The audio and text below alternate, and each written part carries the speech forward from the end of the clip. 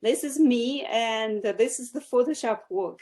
I'm the graphic designer, and I could put all of me in one picture to show the many hats that I wear in life and at work.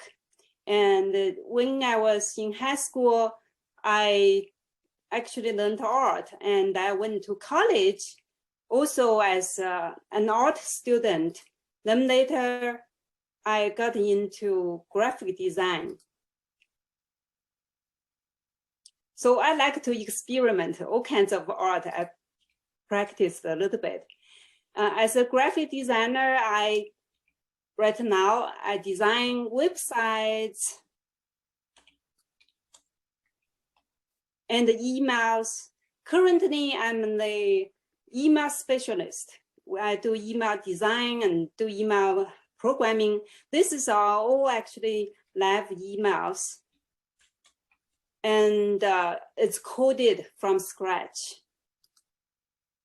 So I can do both coding and design.